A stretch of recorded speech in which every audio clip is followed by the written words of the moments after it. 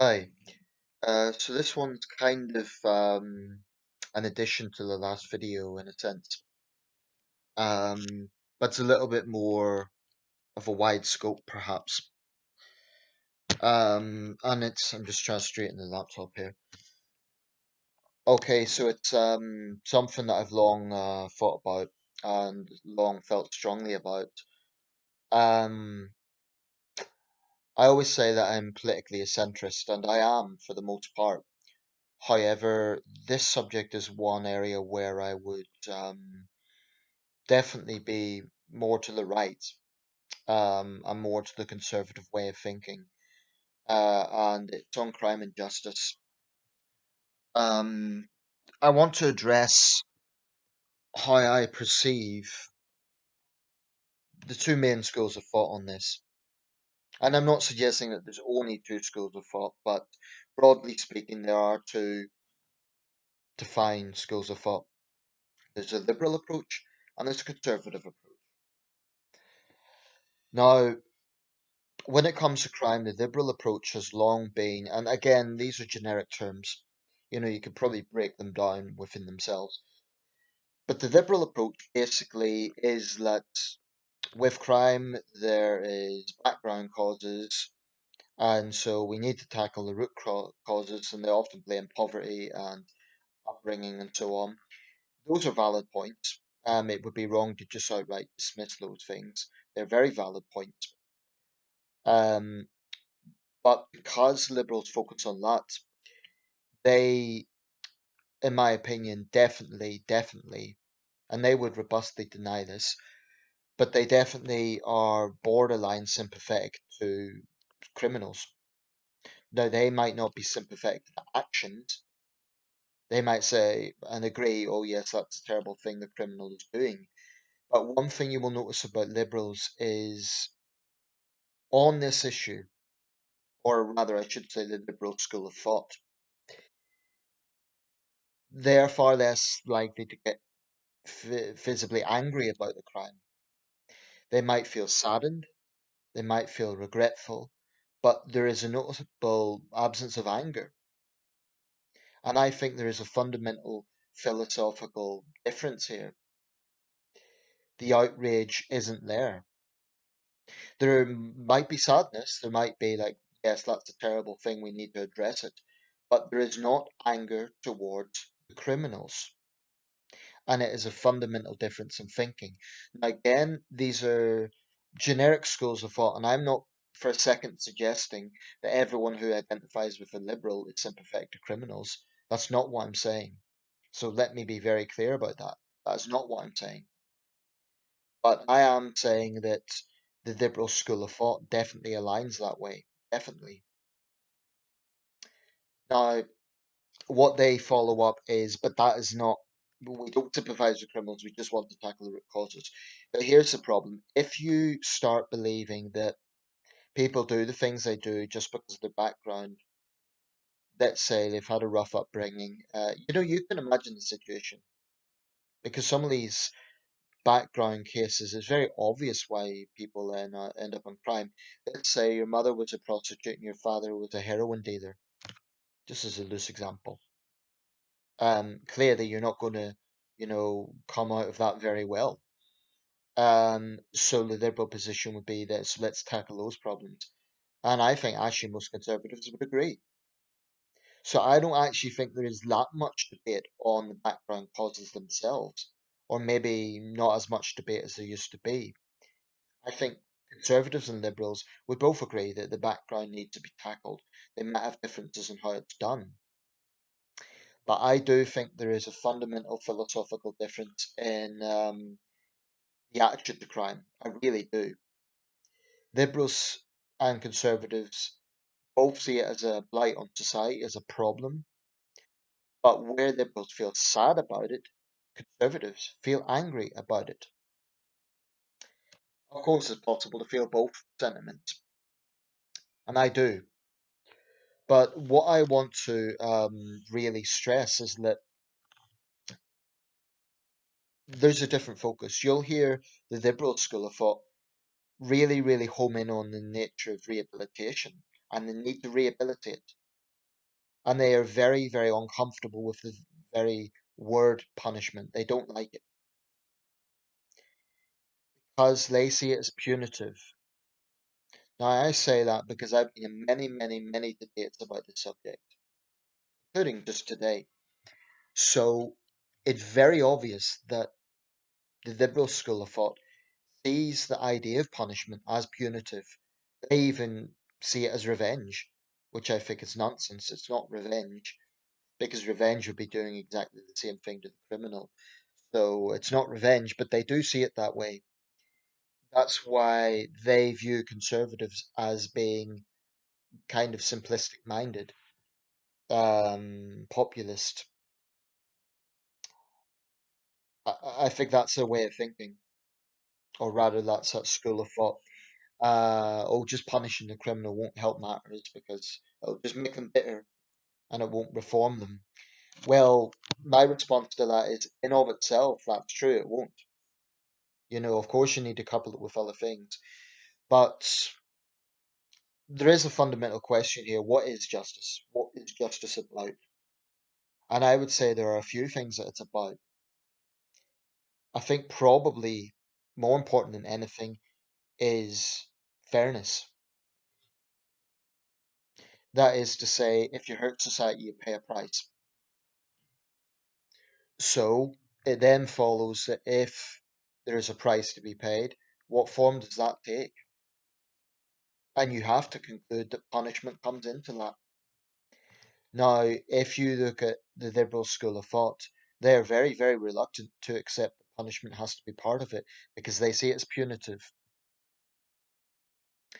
Instead, they say, let's focus on rehabilitation.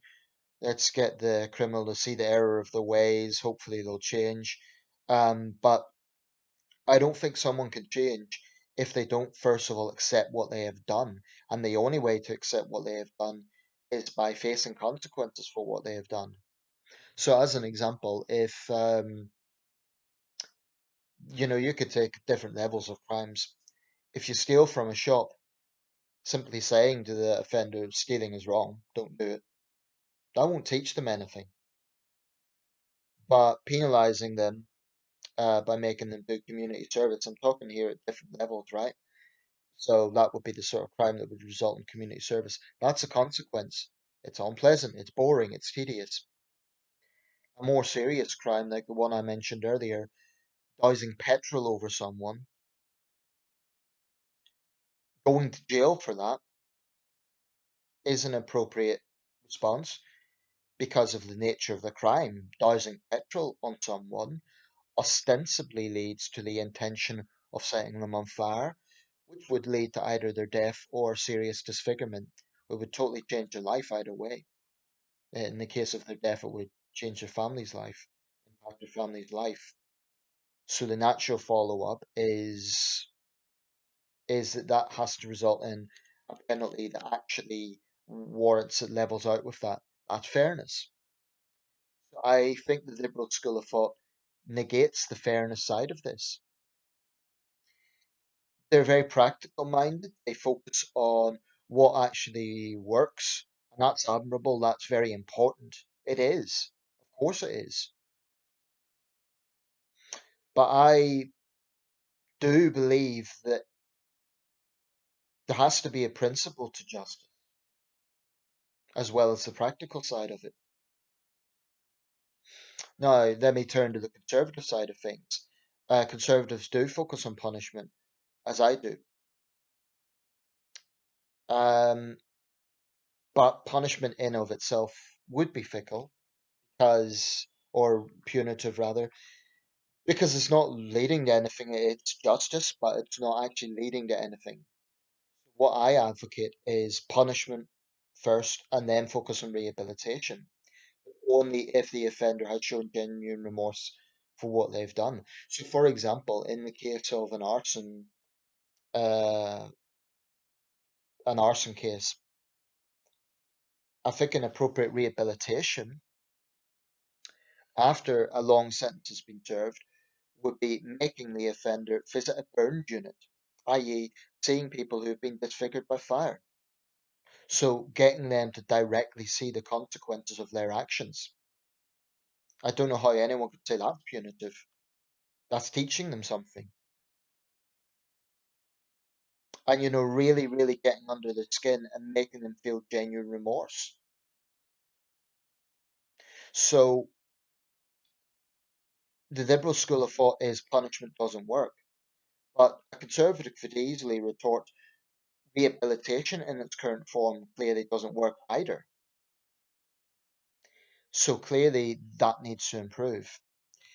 And there are extremes in this debate. And I acknowledge you get them on the conservative side. You get some who would say, oh, just bring back executions, throw away the key, etc. That's never been my position. Although I'm hardline on crime, that's not my position. Because, you have to be careful about not allowing society to become as brutal as the criminals themselves. And I do think ultimately the death penalty can be quite brutal. I'm not comfortable with it. But, so that's one extreme, arguably. I'm not saying the death penalty is in and of itself an extreme. Certainly, the idea that there should be no due process and just throw away the key, that is extreme. Although I can understand the sentiments of it. But the other extreme is this: there are people out there. There are people in this country who really, if they had their way, would be against all punishment, no matter how serious the crime. That sounds incredible when you consider how awful some crimes are, but there really are people out there who believe that. And, this gets into the political domain. When you look at the Green Party of England and Wales, I would single them out. Their attitude to crime is incredibly reckless. If you look at the sort of narrative the Greens take on crime, they really do have a problem with the very idea of punishment. They will never admit, for example, that they would want to abolish prison because they're not stupid. They know that would just lose votes. But I think the Greens do very much have an extreme view on crime because there are people out there who, um, I can only guess that they assume the punishment is authoritarian, therefore it doesn't belong in a free society.